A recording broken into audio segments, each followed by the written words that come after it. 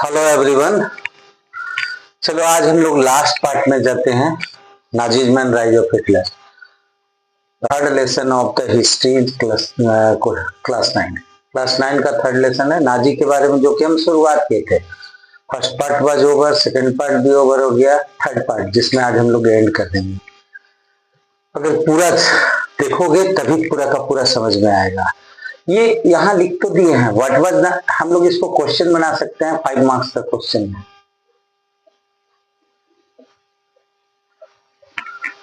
What was नाजीज्म, अगर simple सा कहेंगे व्हाट वाज नाजीज्म, एकदम सिंपल सा हम क्वेश्चन यहाँ पे फॉर्म कर दिए हैं। ये explain about Nazism, what were the views about the Nazism worldwide, पूरी दुनिया भर में इनके बारे में क्या राय था। तो पहला आता है अकॉर्डिंग टू नाजी क्या था। देखो अगर कहते हैं तो नाजी आइडियोलॉजी बोलो और हिटलर का विचार बोलो, दोनों का दोनों सेम था।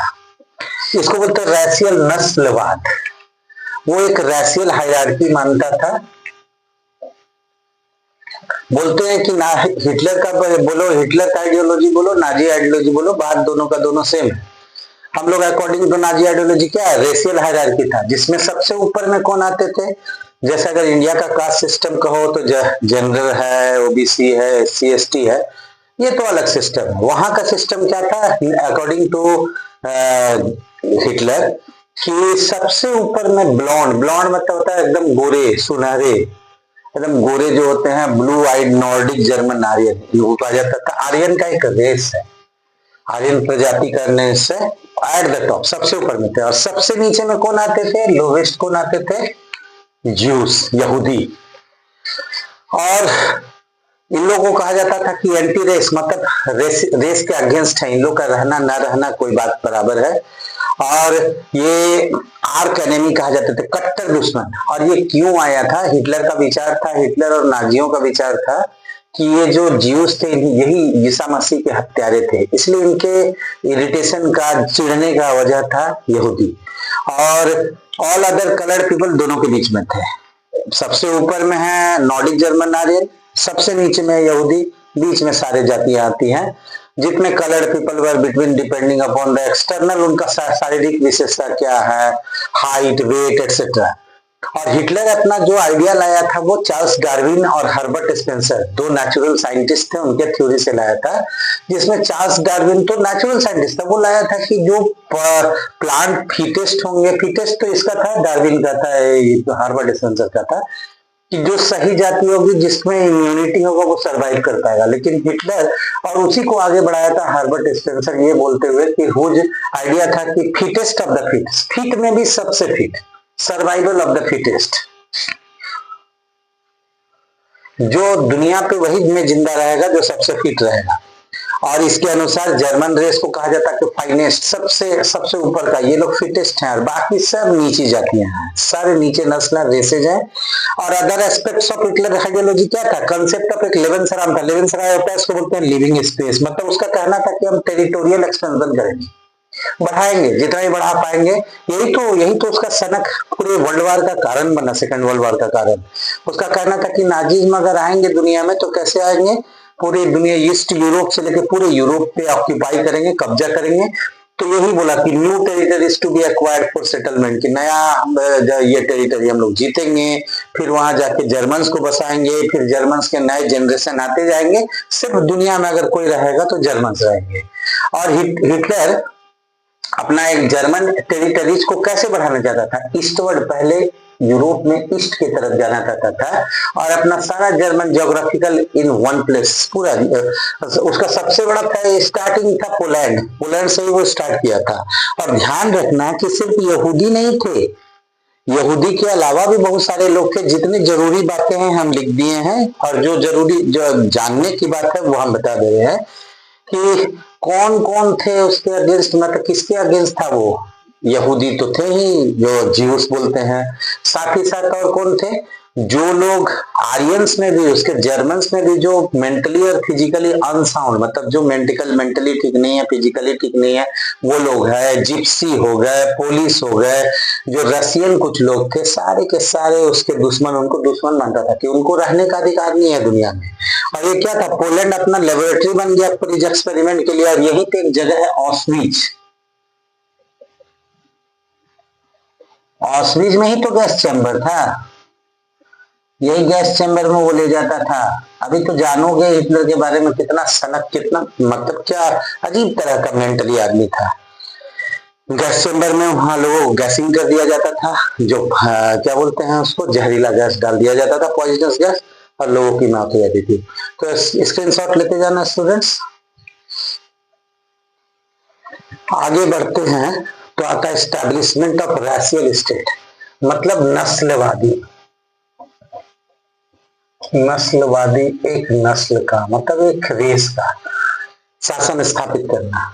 एक बार नाजी पावर में आए और पावर में आने के बाद जो लोग अवांछित, अनवांटेड थे, अनडिजायरेबल थे, क्या कहें, पहले इसके पहले वाले पेज में था कि सिर्फ डिजायरेबल नॉर्डिक जर्मन आर्यन थे, ब्लू आइट, ब्लॉन्ड, तो जो बाकी सारे लोगों थे उनको उन्होंने हटाना स्टार्टेड फिजिकली, मतलब शारीरिक रूप से भगाना शुरू किया जिनको अनडिजायरेबल माना। और इन लोग खुद को सिर्फ डिजायरेबल मानते थे और कोई भी डिजायरेबल नहीं है। अगर जर्मनी में रहने का अधिकार है तो तुम्हारा एक ही कंडीशन है, you should be A Nordic German army.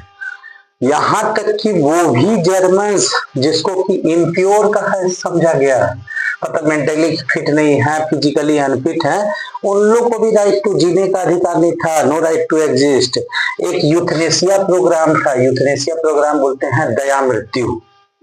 इसी में हेलमट, जो शुरुआत में तुम लोग याद है हेलमट के बारे में पढ़े थे, हेलमट के फादर इसीलिए तो वो सुसाइड किए थे, वो उसके बहुत बड़े मतलब ये no right to father along with Nazi officials के साथ बहुत सारे लोगों का इन लोगों ने मौत के घाट उतारा। Had condemned to death many Germans, में से बहुत सारे जर्मन्स को इन्होंने मौत के घाट उतार डाला। किसको, जो लोग या तो मेंटली अनफिट थे या फिजिकली अनफिट थे। और सिर्फ ज्यूस ही नहीं थे, इनके अलावा भी बहुत सारे रेसेस थे, जिप्सीज थे, ब्लैक्स थे। नाजी जर्मनी में वाइडली इन लोगों को परजेक्यूट सजा दिया जाता था। सजा में एक ही था, मौत ही था। यहाँ तक कि जो पोलिस और रशियंस, इन लोग को भी कहा जाता था कि मानव से कम है, सब ह्यूमन यही होता है, ये मनुष्य कहलाने के लायक नहीं है, किसी को भी रहने का अधिकार नहीं है, ये लोग जर्मनी में नहीं रह सकते हैं। और सबसे ज्यादा अगर किसी ने सफर किया, किसी ने सबसे ज्यादा कष्ट भोगा तो वे थे ज्यूस। और उन लोग का एक थ्योरी था कि ज्यूस क्यों ऐसे नहीं थे रहने का, कि उन लोग के मन में एक भावना बनी हुई थी, क्योंकि यही समझा जाता था, इन लोग के प्रति परंपरागत घृणा थी ज्यूस के अगेंस्ट। इन लोग का यही मानना था कि इन्होंने ही क्रिस्ट की हत्या की थी, क्रिस्ट की हत्या की थी। और असरस बोलते हैं मनी लेंडर, जो सूदखोर हैं, मतलब इन लोग पैसा उधार पे देख करके इंटरेस्ट लेकर कमाते हैं। और उन्हें एकदम अलग एरिया में, एक भेटोआइजेशन एक वर्ड आता है, भेटोच, एकदम अलग थलग एरिया में जहां मार्क कर दिया जाता था ये ज्यूस का एरिया है। और अक्सर इनके साथ मास किलिंग ऑर्गेनाइज्ड, एकदम सोचा समझा इनको जाकर के डेथ इसमें घुसे और इन लोगों को मार डाले। एक साथ बहुत सारे ज्यूस की हत्या कर दी जाती थी और एक्सपल्सन फ्रॉम, और उन लोगों को निकाल दिया जाता था। हिटलर के व्यू में क्या था कि प्रॉब्लम ऑफ ज्यूस को ओनली भी उसका सॉल्व कैसे कर सकते हैं, तो ज्यूस को यहाँ से एलिमिनेट कर दो। एलिमिनेट मींस यहाँ से निकालो भी नहीं, इसको मार डालो। और एक ही तरीका था, पोलैंड जो था फैक्ट्री जो बताए, पोलैंड एक्सपेरिमेंटल फैक्ट्री था और एक स्यूडो साइंटिफिक थ्योरी था, एकदम झूठा साइंटिफिक थ्योरी था कि ज्यूस नीचे है रेस में, जो चार्ल्स डार्विन और हर्बर्ट स्पेंसर का थ्योरी कि ये लोग फिटेस्ट नहीं है, इन लोग को हटा देना। तो इन लोग को अक्सर मार दिया जाता था। और ये देखो 1932-33 से लेके 38 नाजीज उन लोग को धमकाए, टेरराइज कर दिए। पॉपुलाइज्ड कंडीशन होता है जब इन लोगों को पूरा का पूरा गरीब बना दिया जाए, हाँ, उससे जीने का हर साधन छीन लिया जाए। नाजीज अगर ये लोग सर्वाइव करते थे, एक ही तरीका था, या तो वो ट्रेड करते थे, जो कि हम यहाँ लिख भी दिए हैं, दे survive through trade and money lending, बस यही था। और यहाँ पे रहते हुए इन लोग को एकदम गरीबी वाली कंडीशन थी इनकी। और लास्ट में ज्यूस को कंपेलिंग देम टू लीव है, सेपरेटेड नाजिस टेरराइज पॉपुलाइज्ड, और यहाँ विवश किए कि छोड़ करके कंट्री को भागो, लीव द कंट्री। और 90 देखो एक पीरियड है 1933 to 38, इतना धमकाए, इतना डराए, इतना गरीबी की अवस्था में डाल दिए कि जाओ तुम भागो, तुम लोग भागो यहाँ से छोड़ के। 1939 to 45 में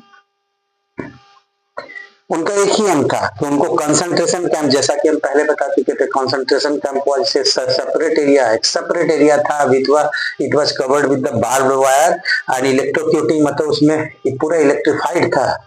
अगर कोई भी निकलने का कोशिश करेगा इस बार्ब्ड वायर में फंसेगा, करंट के थ्रू मर जाएगा। तो कंसंट्रेशन कैंप लास्टली एक ही था, गैस चैम्बर्स। पोलैंड में जो नाम बता चुके हैं हम, पोलैंड में ऑस्विट्ज सेंटर था, गैस चैम्बर में मार दिया जाता था।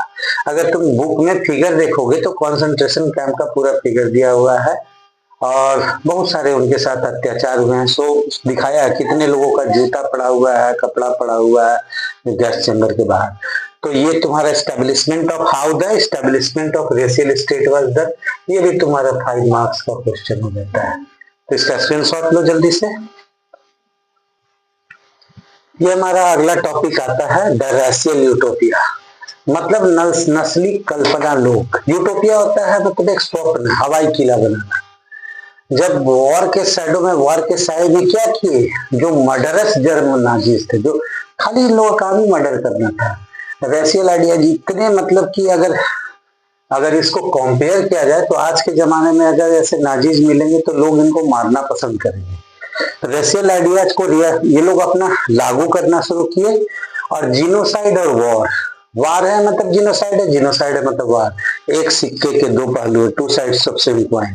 पोलैंड को डिवाइड कर दिया गया, नॉर्दर्न वेस्टर्न जो पार्ट है उसको जर्मनी में मिला दिया गया और पोल्स को फोर्स किया गया कि जर्मनी तुम छोड़ के चले जाओ।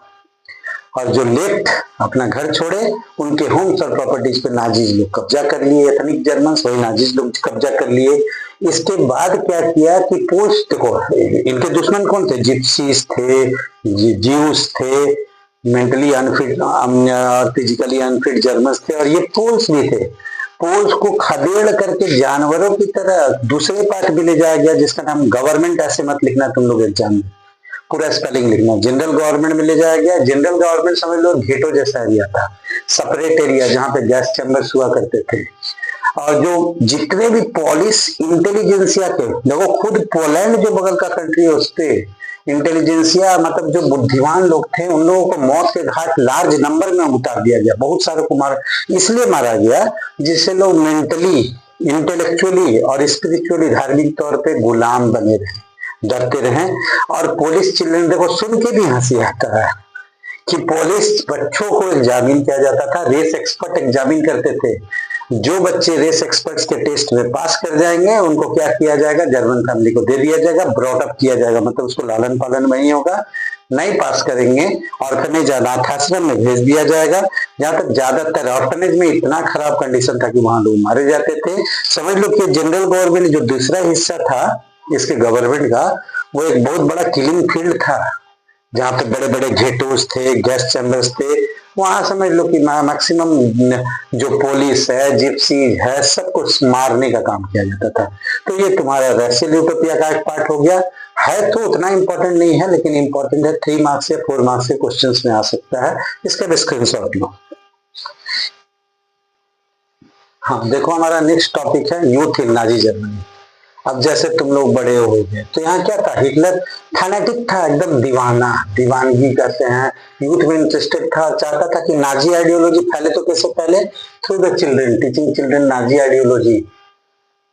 जितने स्कूल थे क्लीन और प्यूरिफाई, प्यूरिफाई मीन्स क्या, जितने ज्यूज टीचर है उनको हटा दिया, ज्यूज और पॉलिटिकली अनडिजायरेबल को डिसमिस कर दिया जाएगा। चिल्ड्रन को सेग्रीगेट कर दिया जाता था, अलग अलग कर दिया था, ज्यूज अलग, जर्मन अलग, पोलिश अलग। और बाद में अनडिजायरेबल चिल्ड्रन कौन कौन है, ज्यूस है, जिप्सीज है, अनफिजिकली अनफिट को, हैंडीकैप को स्कूल से बाहर कर दिया जाता। लास्टली उनका स्थान एक ही था, gas chamber. Nazi school provided सिर्फ गुड जर्मन चिल्ड्रन को था, और उन लोग को समझाया जाता था कि बच्चों को सबमिसिव होना है, लॉयल होना। सबमिसिव मीन्स क्या, समर्पित होना चाहिए लॉयल के प्रति, लॉयल होना चाहिए, वफादार होना चाहिए। बुक फिर से लिखे गए। रेशियल साइंस कैसे इंट्रोड्यूस होता था, इवन मैथ के क्लास में स्टीरियोटाइप किया जाता था about Jews were popularised math class में। बच्चों को समझाया जाता था कि ये ज्यूस हैं, तुमसे अलग है, लोअर रेस है। यूथ ऑर्गेनाइजेशन बनाया गया बच्चों को बनाने के लिए। 10 साल के बच्चे को जंग मुल्क में भेज दिया जाता था, जहां पे ओल्ड है टू इंटर जंग बोल के, जहाँ पे उनको 14 का एज में वो चले जाते थे कहाँ, हिटलर का यूथ, हिटलर यूथ नाम का एक ऑर्गेनाइजेशन था। ये सारे रिस्पॉन्सिबल थे, हिटलर ने जिम्मेवारी दे दी थी, प्रोवाइडेड मतलब रिस्पॉन्सिबल थे कि सारे गुड जर्मन को तुम्हें एक जर्मन का सबमिसिव, हिटलर का सबमिसिव लॉयल बनाना है। 14 में है जहाँ पे उन लोग को वर्शिप, वार का पूजा कराया जाता था। बच्चों को बोला जाता था अग्रेसिव होना चाहिए, मैस्कुलिन होना चाहिए। अग्रेसिव और मैस्कुलिन मीन्स क्या, हमेशा गुस्से वाला, लड़ने के लिए तैयार, ज्यूस को हेट करना है, कम्युनिस्ट को हेट करना है, जितने अनडिजायरेबल से उनको हेट करना है। और रिगरस एकदम कठोर फिजिकल और मेंटल ट्रेनिंग के बाद, साइकोलॉजिकल ट्रेनिंग के बाद उनको 18 वर्ष की उम्र में लेबर सर्विस में भेज दिया जाता था, जहां पे उसको आर्म फोर्स में सर्व करना है, मतलब लास्ट स्थान। इसके बाद सीधे तुमको आर्मी में चले जाना है। हिटलर यूथ बना था 1932 में, जो कि क्या होता था, रीनेम्ड, उसका फिर से नाम दिया गया, हिटलर यूथ लीग नाम था, उसको चेंज करके हिटलर यूथ कर दिया गया। तो ये हिटलर का कहानी तुम लोग देख रहे हो, इसका स्क्रीनशॉट लो। अब हम लोग अंत की तरफ बढ़ चुके हैं। हमारा अगला टॉपिक है नाजी कल्ट ऑफ मदरहुड। और यहाँ बच्चों को शुरुआत से ही पढ़ाया जाता था कि फीमेल बेसिकली मेल से अलग हैं और उनका इक्वल राइट के लिए लड़ना सही नहीं है, रॉन्ग है। जब यहाँ तक कि बच्चों को, बॉयज़ को सिखाया जाता था कि एग्रेसिव होना है, मैस्कुलिन होना है, स्टील हार्टेड होना है, जबकि फीमेल से आशा किया जाता था कि वो गुड मदर्स बने और प्योर नॉर्डिक जर्मन आर्यन बच्चों को का लालन पालन करें। 1933 में हिटलर बोला था कि मेरे स्टेट में मोस्ट इम्पॉर्टेंट सिटीजन है फीमेल, और वहाँ लेकिन सारी मदर्स को एक जैसा व्यवहार नहीं किया जाता था, और जो अनडिजायरेबल बच्चे पैदा करती थी उन्हें पनिश किया जाता था, और जो अच्छे बच्चों को पैदा करती थी, जो जन्म देती थी, उन्हें क्या किया जाता था, उन्हें कंसेशन दिया जाता था। शॉप्स में, थिएटर में टिकट दिया जाता था, रेलवे फेयर्स में कंसेशन था। इनकरेज को करने के लिए महिलाओं को ज़्यादा से ज़्यादा बच्चे पैदा करने के लिए क्या किया जाता था कितना अजीब है, ब्रॉन्ज क्रॉस दिया जाता था 4 बच्चे जन्म देने पे, 6 बच्चे जन्म देने पे सिल्वर क्रॉस, 8 बच्चे जन्म देने पे ये गोल्ड क्रॉस दिया जाता था। ये तो स्थिति थी। और जो भी कोड ऑफ कंडक्ट से बाहर जाते थे, फीमेल जाती थी, उनको पनिश किया जाता था, उनका हेड शेव कर दिया जाता था, चेहरों को काला कर दिया जाता था, और उनके गले पर तख्ती लटका दी जाती थी कि मैंने जर्मन का डिग्निटी को नुकसान पहुंचाया। चलो अब हमारा अगला आता है art of propaganda. Nazi regime जो था उसने लैंग्वेज का बड़ी अजीब ढंग से इस्तेमाल किया था, और दे डिस्क्राइब करते थे वो लोग कि डिसेप्टिव टर्म था कि कभी भी किल और मर्डर वर्ड का उन्होंने यूज नहीं किया कम्युनिकेशन के लिए, ऑफिशियल कम्युनिकेशन के लिए। मास किलिंग को टर्म करते थे special treatment and final solution. Jews को अगर दे रहे हैं मौत की सज़ा तो स्पेशल ट्रीटमेंट, फाइनल सॉल्यूशन। और अगर यूथनेसिया है डिजेबल्ड के लिए, सिलेक्शन है डिजेबल्ड के लिए, डिसइंफेक्शन है डिजेबल्ड के लिए, ये सब था। इवैक्यूएशन का मतलब था कि यहाँ से बाहर कर दिया जाना, मतलब यहाँ से बाहर करो, देश से बाहर देश निकाला करो, और लास्टली उसको गैस चैम्बर में भेज दिया जाता था। मीडिया का इस्तेमाल किया जाता था, जो भी पॉपुलर अपना वर्ल्ड वाइड बनाने में, विजुअल इमेजेस के थ्रू, फिल्म्स के थ्रू, रेडियो के थ्रू, पोस्टर के थ्रू, कैची स्लोगन्स और पर्चियाँ, लीफलेट्स के थ्रू। पोस्टर्स में जो भी लोग एनिमी माने जाते थे जर्मन के, उनको स्टीरियोटाइप करके उनका मजाक उड़ाया जाता था, गालियाँ दी जाती थी, और उन्हें डिस्क्राइब किया जाता था एविल के रूप में। सोशलिस्ट और लिबरल्स को वीक माना जाता था, और उनके साथ इन्हीं के बेसिस पे एक एटर्नल ज्यू नाम का पिक्चर बना था, जिसमें एटर्नल ज्यू में दिखाया गया कि ज्यू का कैसा है कि उसका बड़ा बड़ा दाढ़ी है, कप्तान पहने हुए, कप्तान मतलब चोगा पहने हुए है, जबकि वास्तव में ऐसा कुछ नहीं था। उन्हें दिखाया जाता था कि वो वर्मीन हैं, मतलब कीड़े हैं, रैट्स हैं, पेस्ट है, और ये कंपेयर किया जाता है उन्हें रोडेंट्स से जो कुतर कर खाते हैं। और मार्क्टर जो भी जिनके साथ, तो उनके साथ हैट्रेड का व्यवहार होता था, अनडिजायरेबल समझाता था। और इस चाहते थे कि सजेस्ट करते थे कि सिर्फ नाजी जो है वही समस्या, नाजिज़्म ही समस्या का हल हो सकता है। तो ये तो हमारा ये हो गया। इसके साथ ही हिटलर ने बहुत सारे अत्याचार किए थे जिसका गिनती नहीं किया जा सकता है। अब यहाँ आ जाता है अगला टॉपिक था ordinary people and crime against humanity. मानवता के अगेंस्ट उसने क्या क्या किया, अत्याचार किया। बहुत सारे लोगों, यहाँ देखोगे, यहाँ बहुत सारे लोग जर्मन नाजी आई से देखा करते थे जर्मन लोग, और अपने माइंड में ही नाजी लैंग्वेज ही बैठा हुआ था। वो लोग जो भी जिसको भी अनडिजायरेबल बनाया था उसके अगेंस्ट में उनका विचार बड़ा गलत हुआ करता था। और उनके मार्क को अक्सर या क्या करते थे, ज्यूस के हाउस को मार्क कर देते थे और बिलीव कर सस्पिशियस एक्टिविटी को उन लोग रिपोर्ट कर दिया करते थे। लेकिन ऐसा नहीं है कि सब कुछ एक जैसा चला आ रहा था। यहाँ इन लोगों ने तो मार्क करके उन्हें क्या किया जाता था, जेन्युइनली उन लोग को बिलीव करना था कि जर्मन ही है, नाजी ही पूरे हमारा स्थिति को प्रॉस्पर कर सकते हैं, वेलबिंग हमारा ला सकते हैं। लेकिन सारे लोग ऐसे नहीं थे।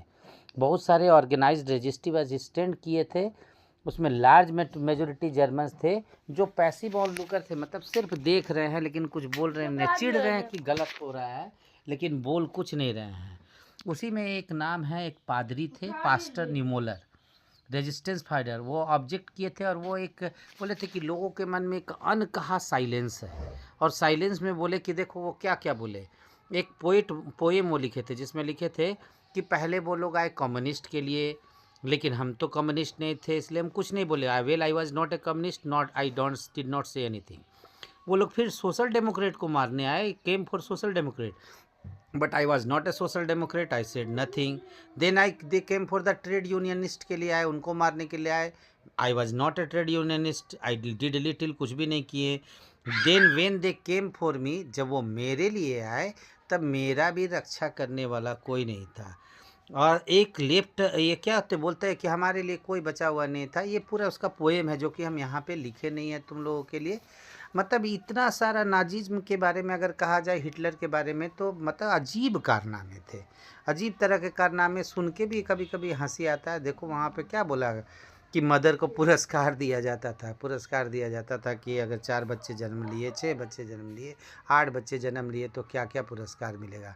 मतलब पूरा अत्याचार का घर हो चुका था यहाँ पे। अब हम लोग अगले टॉपिक के तरफ प्रोसीड करेंगे। तो हमारा अगला टॉपिक आएगा कि Holocaust, knowledge about the Holocaust. तुम लोग आगे जाके पढ़ोगे। होलोकास्ट एक सामूहिक नरसंहार था जिसमें सारे जर्मन्स, मतलब नाजी के जो भी अनडिजायरेबल थे उनको मारा गया था। तो देखो तुम्हारा knowledge about the Holocaust last part है, ये काम कर रहा है। हाँ, तो ये हमारा नाजी प्रैक्टिस जो था ये बाहर नहीं निकलता, ये सिर्फ लास्ट वर्षों में जब अंत होने लगा, हिटलर का अंत होने लगा, जर्मनी हारने लगा, तभी ये लोगों को जानकारी आई। जर्मन्स तो चाहते ही नहीं थे, बहुत सारे जर्मन्स कि अपने डर में डरे हुए थे कि हम तो हार गए हैं, दुर्दशा वाला नेशन है। लेकिन ज्यूस चाहते थे कि पूरी दुनिया जाने कि क्या उनके साथ अत्याचार, क्या उन्होंने सफरिंग किया है। नाजी किलिंग ऑपरेशन को ही बोलते हैं होलोकास्ट, जो यहूदियों को, ज्यूस को ज्यादा मारा है।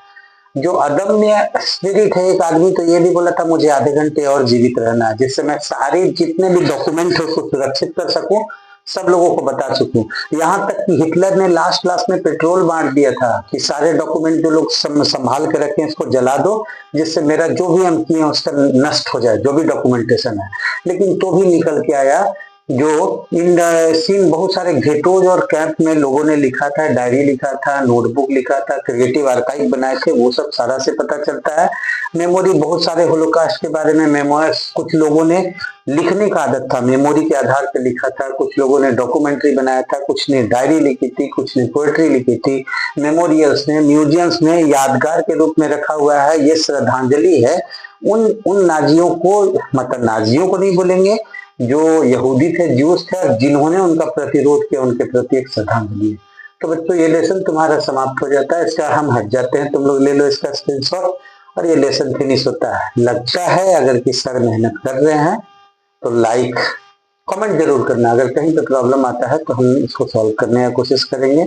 जो लोग नए हो वही रटा रटाया हम बोलेंगे कि सब्सक्राइब करो, जिससे मेरा भी एक इंसेंटिव बना रहे कि तुम लोग के लिए ज्यादा वीडियो बना सके, स्पेशल वीडियो बना दे। जो भी डिमांड, जैसे ये स्पेशल वीडियो था, किसी की डिमांड पे था कि सर ये बनाना है तो हम बना दिए। ठीक है बच्चों, इतना कहते हुए good bye, we will meet again.